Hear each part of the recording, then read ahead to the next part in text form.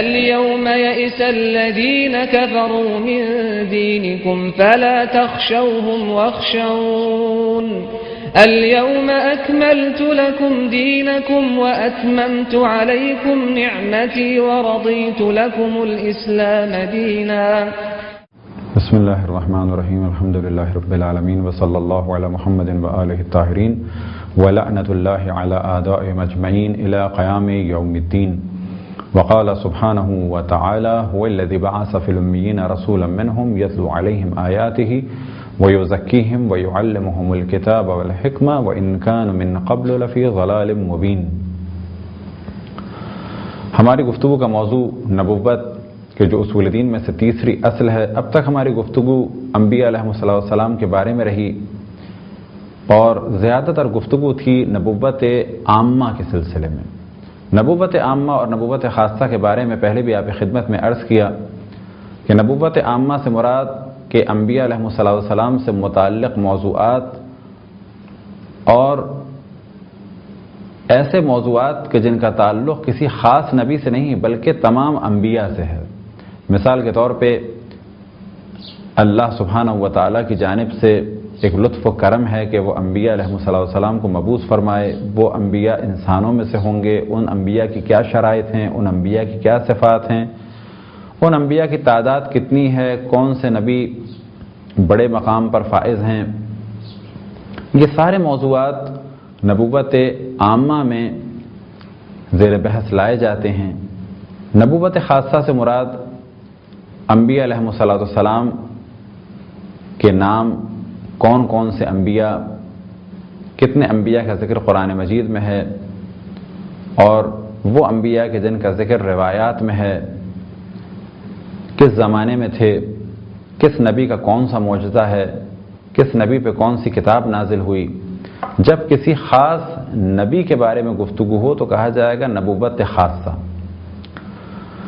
ہمارا یہ عقیدہ ہے کہ تمام انبیاء حضرت آدم سے لے کے حضرت خاتم سے پہلے کہ تمام انبیاء کو ہمیں ماننا ہے. ان پہ جو جو کتابیں نازل ہوئیں ان پر ایمان رکھنا ہے. جو جو ان کے معجزات تھے انہیں ماننا ہے. اگر وہ معجزات کہ جو انبیاء علیہ السلام نے انجام دیے ان کا ذکر قرآن مجید میں ہے تو بھی انہیں ماننا ہے. اور اگر ان کا انکار کیا تو یہ انکار ہوگا قرآن مجید کی آیات کا. لہذا ہر وہ معجزہ جس کا ذکر قرآن مجید میں ہے اور ہر وہ کتاب کہ جو انبیاء علیہ السلام پہ نازل ہوئی اور اس کا نام قرآن مجید میں ہے اور ہر نبی کے وہ احوال کہ جس کا ذکر قرآن مجید میں ہے ان سب پر ہمیں یقین رکھنا ہے.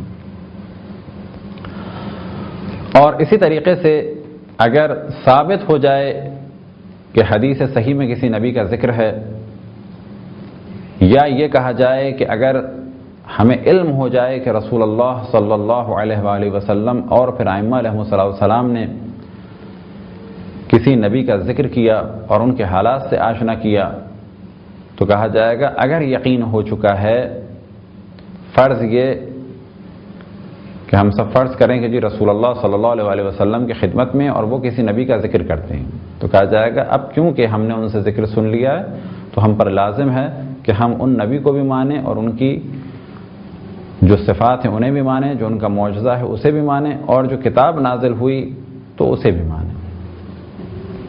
لیکن اب کیونکہ احادیث صحیح بھی ہیں اور ضعیف بھی ہیں تو کہا جائے گا وہ روایات کہ جن پر اجماع ہے یا وہ روایات جو مشہور ہیں ان پر یقین ضروری ہے انبیاء علیہ السلام کے حوالے سے.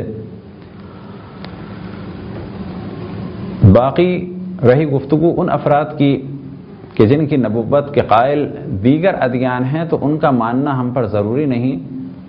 زیادہ سے زیادہ یہ کہا جا سکتا ہے کہ اللہ سبحانہ و تعالیٰ کا ارشاد ہے وَلَقَدْ بَعَثْنَا فِي كُلِّ أُمَّةٍ رَسُولًا وَلِكُلِّ قَوْمٍ هَادٍ کہ ہم نے ہر قوم میں، ہر امت میں نبی مبعوث کیے، ہر قوم کے لیے ہادی ہے. تو بس ممکن ہے کہ یہ رسول ہوں لیکن ہم ان کی نبوت کا اقرار نہیں کر سکتے، ان کو نبی نہیں کہہ سکتے، فقط یہ کہہ سکتے ہیں کہ شاید ہوں شاید نہ ہوں. جناب آدم سے انبیاء علیہ السلام کا سلسلہ شروع ہوا اور ہر نبی نے اپنی قوم کے سامنے معجزات ظاہر کیے تاکہ ان کا یقین محکم ہو جائے کہ یہ شخص جس نے اللہ سبحانہ و تعالیٰ کی جانب سے پیغام لانے کا دعویٰ کیا ہے اس کا دعویٰ سچا ہے۔ انبیاء علیہ السلام کے معجزات ان کے حالات اور واقعات کو مد نظر رکھتے ہوئے تھے، ان کے زمانے کو مد نظر رکھتے ہوئے تھے۔ پہلے بھی جانب توجہ دلائی، جناب موسیٰ کے دور میں جادو کا زور تھا، تو لہذا معجزہ ایسا آیا کہ جو اس زمانے کی سب سے اہم چیز کو یعنی جادو کو باطل کر سکے۔ جناب عیسیٰ کے دور میں طب کا زور تھا، لہذا جناب عیسیٰ کا معجزہ ایسا تھا جو طب کے قوانین کو باطل کر سکے، اور طبیب یہ کہیں کہ جو کچھ انہوں نے کیا ہے وہ طب نہیں کر سکتی، وہ اللہ کی جانب سے۔ رسول اللہ صلی اللہ علیہ وسلم کے دور میں فصاحت و بلاغت تھی، لہذا جو سب سے بڑا معجزہ ہے رسول اللہ صلی اللہ علیہ وسلم کا وہ قرآن مجید ہے، اور یہ وہ معجزہ ہے کہ جس کی آج تک کوئی مثال نہیں لا سکا۔ رسول اللہ صلی اللہ علیہ وسلم کے معجزات بہت سارے ہیں۔ بعض دفعہ لوگوں کے ذہن میں آتا ہے کہ فقط قرآن مجید ہے، ایسا نہیں ہے۔ قرآن مجید ایک ایسا معجزہ ہے کہ جو اب تک جاری ہے، اور اب تک وہ معجزہ ہے، اور اب تک وہ چیلنج کر رہا ہے، اور اب تک لوگوں کی ہدایت اس کے ذریعے سے ہو رہی ہے۔ لہذا اور کتب کو جو دیگر ادیان سے تعلق رکھنے والوں کی ہیں، چاہے وہ اس وقت کی تحریف شدہ تورات ہو یا انجیل ہو یا زبور ہو، یا بعض وہ صحیفے ہوں کہ جن کا دعویٰ کرتے ہیں عیسائی یا یہودی کہ وہ ہمارے پاس ہیں، اگر انہیں دیکھا جائے تو واضح احساس ہوتا ہے کہ یہ وہ کتابیں نہیں ہیں، اور اگر ان کے ساتھ ساتھ قرآن کو دیکھا جائے تو احساس ہوتا ہے کہ واقعاً یہ اللہ سبحانہ و تعالیٰ کا قول ہے۔ قرآن کے معجزات اور عظیم جلوے نگاہوں سے پوشیدہ نہیں۔ قرآن ایک ایسا معجزہ ہے کہ جس کے آج بھی جلوے لوگوں کو عاجز کر رہے ہیں، اور در حقیقت وہ خود ایک مجموعہ ہے معجزات کا۔ ایک جانب فصاحت و بلاغت ہے، تو دوسری جانب وہ تعلیمات ہیں جو رہتی دنیا تک کے لیے بشر کے لیے کافی ہیں۔ ایک جانب آئندہ کی خبریں ہیں، تو سب سے اہم چیز معرفت خداوند تبارک و تعالیٰ کا بہترین خزانہ ہے۔ تو پہلا معجزہ رسول اللہ صلی اللہ علیہ وسلم کا، البتہ پہلے سے مراد کہ جو سب سے بڑا اور اہم معجزہ ہے وہ ہے قرآن مجید۔ معجزے کی تعریف جو ہم نے پہلے بھی بیان کی کہ دعوی نبوت کے بعد ظاہر کیا جائے اور ساتھ ساتھ ظاہر کیا جائے، پہلے دعویٰ ہو اور پھر اس کے اثبات کے لیے معجزہ ہو۔ اس معجزے میں شرط ہے کہ یا ساتھ ہو یا کچھ ہی دیر کے بعد ہو یا کچھ ہی دنوں کے بعد کا ہو سلسلہ۔ مثال کے طور پہ دن میں کوئی کہے کہ شق القمر آپ کریں تو کہا جائے گا بھی رات کا انتظار کرو، اور اگر کوئی اور چیز طلب کریں تو ممکن ہے کہا جائے گا کہ ابھی کچھ انتظار کرو، ظاہر کرتے ہیں۔ لیکن یہ کہ پہلے معجزہ ہو، پہلے اعلان نبوت ہو، پھر وہ کہے مجھ پہ ایمان لے آؤ بعد میں معجزہ دکھاؤں گا، تو کہا جائے گا یہ نہیں ہو سکتا۔ پہلے اعلان نبوت، پھر معجزہ، پھر ایمان لایا جائے گا۔ لہذا مختلف معجزات رسول اللہ صلی اللہ علیہ وسلم سے صادر ہوئے کہ جن میں سب سے اہم قرآن مجید، اور قرآن مجید مختلف اعتبار سے مختلف زاویوں سے ہر دور میں دیکھا گیا، اور ہر شخص نے گواہی دی کہ جب بھی اسے پڑھا تو ایک نئی تازگی ہے، نئے مفاہیم ہیں، ایک نیا جلوہ نظر آتا ہے، ایک نئے طریقے سے اللہ کی معرفت ہوتی ہے، اور ایک عجب سکون ملتا ہے جیسے کہ اللہ سبحانہ و تعالی ہم سے بات کر رہا ہے۔ لہذا قرآن مجید کے معجزات میں سے ایک معجزہ یا قرآن مجید کے لطائف میں سے ایک بہت ہی لطیف نقطہ اور موضوع یہ کہ جب انسان اس کی تلاوت کرے تو ایسا محسوس ہوتا ہے جیسے اللہ سبحانہ و تعالی اس سے بات کر رہا ہے۔ یہ کیفیت اور دیگر کتب میں نہیں۔ قرآن مجید کے موضوع پر انشاءاللہ بعد میں تفصیل سے بات ہوگی اور خداوند تبارک و تعالیٰ نے توفیق عطا فرمائی۔ اب اس جانب توجہ رہے کہ رسول اللہ صلی اللہ علیہ وسلم کے معجزات کم نہیں، بہت سارے معجزات ہیں، اور ان معجزات کا تعلق کچھ آپ کی ولادت کے فوراً بعد کا ہے، کچھ ولادت سے کچھ دن پہلے، کچھ ولادت کے بعد، کچھ ولادت کے ساتھ، اور پھر یہ سلسلہ چلتا رہا یہاں تک کہ اعلان نبوت کے بعد۔ اب وہ معجزات کہ جو اعلان نبوت سے پہلے ہوئے، تو کیا وہ معجزات کی تعریف پر پورے اترتے ہیں؟ تو کہا جائے گا کہ معجزات کی تعریف میں سے ایک شرط یہ ہے، معجزات کی شرائط میں سے ایک شرط یہ ہے کہ پہلے دعوی نبوت ہو یا دعوی امامت ہو، اس کے اس بات کے لیے ہو۔ تو کہا جاتا ہے کہ اس قسم کے تمام واقعات کو مجازاً معجزہ کہا جا سکتا ہے، البتہ یہاں پر ان واقعات کو معجزہ کہا جا سکتا ہے۔ کیوں؟ کہ یہ تمام واقعات رسول اللہ صلی اللہ علیہ وسلم کی شخصیت کو اور ان کی عظمت کو پہچانوانے کے لیے تھے۔ گو کہ انہوں نے دعوی نبوت نہیں کیا تھا، لیکن ان کی نبوت کی راہ کو ہموار کرنے کے لیے تھے، تاکہ ایسا نہ ہو کہ اچانک لوگ کہیں کہ اس ہستی میں اتنے فضائل ہیں، ہمیں تو نہیں معلوم تھا۔ لہذا ایک جانب رسول اللہ صلی اللہ علیہ وسلم و کفار عرب اور کفار قریش صادق اور امین کہتے تھے، تو دوسری جانب یہ چیز بھی واضح ہو جائے کہ وہ رسول اللہ صلی اللہ علیہ وسلم کی بہت ساری کرامتوں کو دیکھ چکے تھے، لیکن جب آپ نے اعلان نبوت کیا تو کچھ ایمان لے آئے اور ایک بہت بڑی تعداد مخالف ہو گئی۔ وجہ کیا ہے؟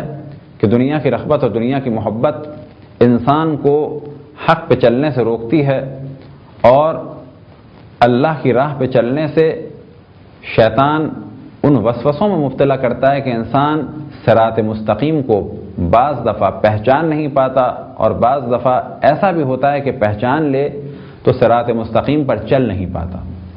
بعض دفعہ حق کو پہچاننے سے قاصر ہو جاتا ہے اپنے اعمال کی وجہ سے، اور بعض دفعہ حق کو پہچان کے انکار کر دیتا ہے فوائد دنیا کے لیے۔ تو یہی سب کچھ ہوا رسول اللہ صلی اللہ علیہ وسلم کے پہچاننے میں، کہ لوگوں نے پہچان تو لیا لیکن انکار کیا۔ یہود و نصارہ کی ایک تعداد جو مکے میں آباد تھی، ان کے آباد ہونے کی وجوہات میں سے ایک وجہ یہ بیان کی جاتی ہے کہ مکے اور مدینے میں جو یہود و نصارہ آ کے آباد ہوئے تھے، وہ آباد ہی اسی لیے ہوئے تھے کہ انہیں معلوم تھا کہ یہاں سے ایک نبی مبعوث ہوگا، لہذا وہ یہ چاہتے تھے کہ جب وہ نبی مبعوث ہو تو ہم اس کے ساتھ ہوں، لیکن وہ سمجھتے تھے شاید وہ ہم میں سے ہوگا۔ لیکن جب انہیں احساس ہوا کہ وہ نبی تو مبعوث ہو گیا لیکن وہ ہم میں سے نہیں ہے، خصوصاً عیسائی اور یہودیوں کے لیے خاص موضوع ہے۔ عیسائی اور یہودیوں میں خاص اصطلاح ہے اسحاقی اور اسماعیلی۔ ہمارے عام طور پہ اسماعیلی کہا جاتا ہے پرنس کریم آغا خان کے ماننے والوں کو، لیکن جب یہودی اور عیسائی کہتے ہیں اسماعیلی تو اس سے مراد ہوتی ہے جناب اسماعیل کی نسل سے۔ جناب ابراہیم کے دو فرزند تھے، ایک جناب اسماعیل اور ایک جناب اسحاق۔ جناب اسحاق کے فرزند تھے یعقوب، اور ان کا لقب تھا اسرائیل، اور جو ان کی اولادیں تھیں وہ سب کہلائیں بنی اسرائیل۔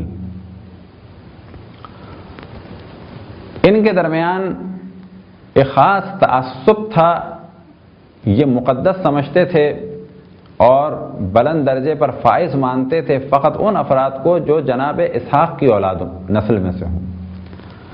لہذا یہ سمجھتے تھے کہ بہت سارے انبیاء تو جناب اسحاق کی نسل سے آئے، تمام انبیاء بنی اسرائیل جناب اسحاق کی نسل سے تھے۔ اب وہ یہ سمجھتے تھے کہ شاید آخری نبی بھی ہماری ہی قوم یعنی بنی اسرائیل سے ہوگا۔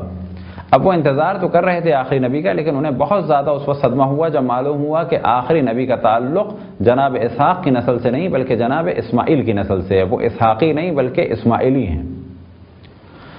اب یہ کیفیت ہوئی کہ پہچاننے کے بعد بھی انہوں نے انکار کیا اور مقابلہ کرتے رہے، یہاں تک کہ آج تک عیسائیوں اور یہودیوں کی خاص شدت ہے اسلام کے خلاف۔ اور ان دونوں میں کہا جا سکتا ہے کہ یہودی زیادہ سازش کرتے ہیں، زیادہ شدت سے ہماری مخالفت کرتے ہیں بنسبت عیسائیوں کے، اور اس کا ذکر قرآن مجید میں بھی ہے۔ انشاءاللہ کبھی ان موضوعات کو بعد میں تفصیلاً جداگانہ عرض کیا جائے گا۔ تو رسول اللہ صلی اللہ علیہ وسلم نے مختلف معجزات دکھائے اعلان نبوت کے بعد، اور بعض ان کی کرامتیں تھیں، اور در حقیقت اس کا تعلق بھی اسی عنوان سے ہے کہ رسول اللہ صلی اللہ علیہ وسلم کو پہچانا جائے۔ لہذا یہ پہچان کا سلسلہ آپ کی ولادت کے ساتھ ساتھ بلکہ اس سے بھی پہلے ہوا۔ جناب آمنہ بنت وہب صلوات اللہ وسلم علیہ فرماتی ہیں کہ جب میں حاملہ ہوئی، رسول اللہ صلی اللہ علیہ وسلم میرے شکم میں تھے، تو کبھی مجھے درد کا احساس نہیں ہوا، اور جب مجھے گھبراہٹ ہوئی تو میں نے دیکھا کہ ایک پرندہ آیا کہ جو در حقیقت ایک فرشتہ تھا، اور اس نے آ کے پر میرے سینے پہ پھیرا تو مجھے سکون ہو گیا۔ اسی طرح سے وہ فرماتی ہیں کہ جب ولادت ہونے والی تھی تو میں نے کیا دیکھا کہ ایک دم سے ہر جانب ایک نور پھیل گیا، ایک پردہ پڑ گیا، اور ایسا نور پھیلا کہ میں دمشق کے یعنی شام کے محلوں کو دیکھ رہی تھی، اور حتیٰ جو اس میں چراغاں تھا اس تک کو دیکھ رہی تھی۔ یہ نور کیسا تھا؟ یہ نور ایسا تھا کہ فقط روشنی نہیں بلکہ اس میں مختلف جگہ دنیا کا منظر جناب آمنہ بنت وہب سلام اللہ علیہ کی نگاہوں کے سامنے تھا۔ وہ فرماتی ہیں کہ اسی دوران مجھے بشارت ہوئی اور عاطف غیبی نے ندا دی کہ اے آمنہ، دنیا کی بہترین مخلوق، بہترین فرد تم سے متولد ہوا۔ تو بعض جگہ یہ روایتیں ہیں، اور اس کے بعد وہ فرماتی ہیں کہ نور پھیل گیا، رسول اللہ صلی اللہ علیہ وسلم نے ذکر خداوند تبارک و تعالیٰ کیا، آسمان کی جانب دیکھا۔ اسی طرح سے ایک اور روایت جناب عبد المطلب علیہ السلام سے نقل ہوئے، فرماتے ہیں کہ میں خانہ کعبہ کے پاس سو رہا تھا، میں نے ایک دم سے کیا محسوس کیا کہ خانہ کعبہ اپنی جگہ سے اٹھا اور کچھ فاصلے پر آگے بڑھا۔ میں نے دیکھا کہ وہ مقام ابراہیم کی جانب پہنچا، اور وہاں پر اللہ سبحانہ و تعالیٰ کا شکر ادا کیا، اور اس کے بعد خانہ کعبہ سے ندا بلند ہوئی کہ اے محمد کے رب اور میرے رب، تو نے مجھے بتوں اور بت پرستوں کی نجاست سے پاک اور پاکیزہ کر دیا۔ تقریباً اس مفہوم کے جملات کہے، اور اسی دوران فرماتے ہیں کہ میں نے کیا دیکھا جناب ابو طالب کہ مکے کے پہاڑ اپنی جگہ سے اٹھے اور خانہ کعبہ کی جانب آئے۔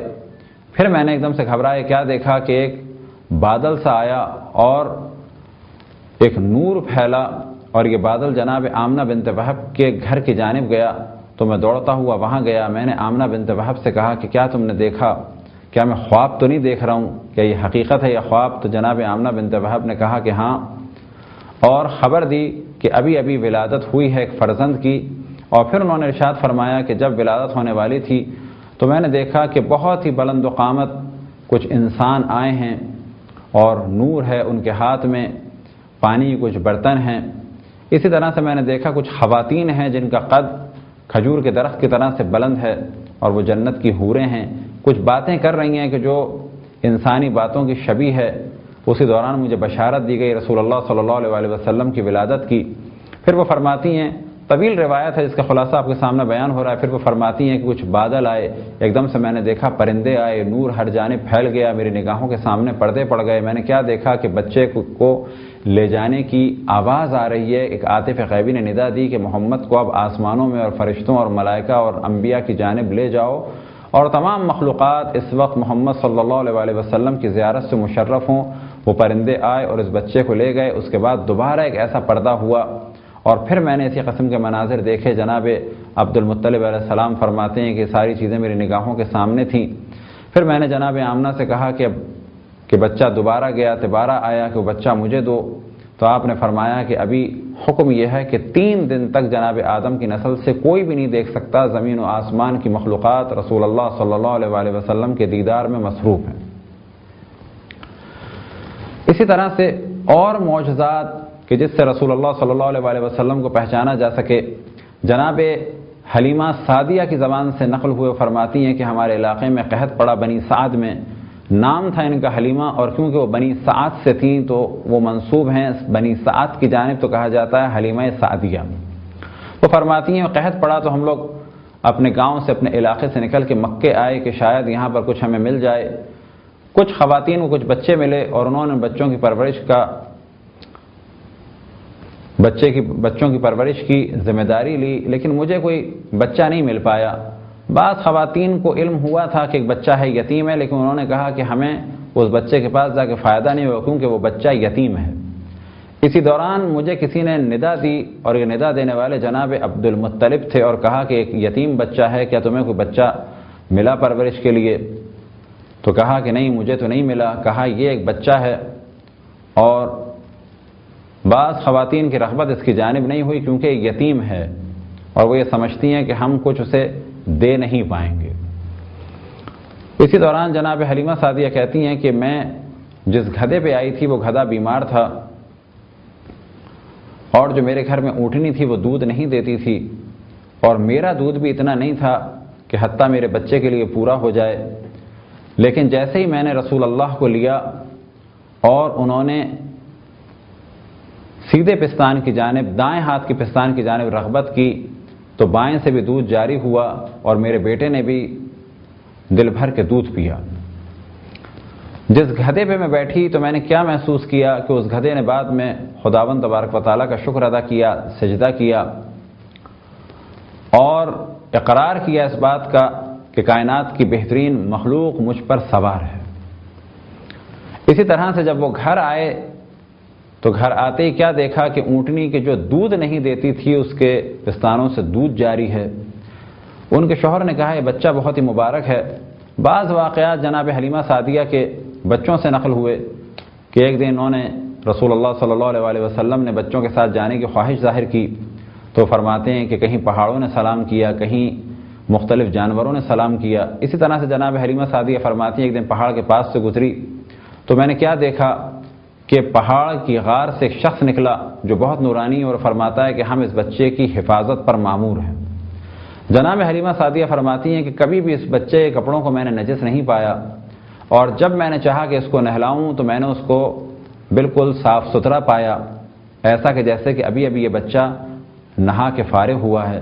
جب میں نے چاہا کہ لباس بدلوں تو کبھی ان کے جسم کو نہیں دیکھ پائی، اور ہمیشہ لباس بدلا ہوا تھا، کبھی مجھے نچلا لباس بدلنے کی ضرورت نہیں ہوئی، کیونکہ ہمیشہ جب میں نے بدلنا چاہا تو اول تو کبھی اس میں کسی قسم کی نجاست نہیں، اور اگر میں نے بدلنا بھی چاہا تو پھر میں نے کیا دیکھا کچھ دیر کے بعد وہ خود بخود بدل گیا۔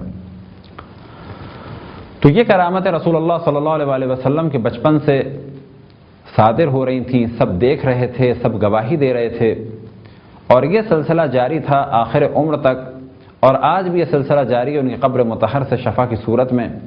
لہذا بعض دفعہ جب لوگ اعتراض کرتے ہیں کہ قبر پہ جانے کا فائدہ کیا ہے، تو ہمیشہ ہم یہ جواب دیتے ہیں کہ در حقیقت یہ قبر ہے رحمت للعالمین کی، اور وہ رحمت اپنے دور میں بھی تھے اور آج بھی ہیں۔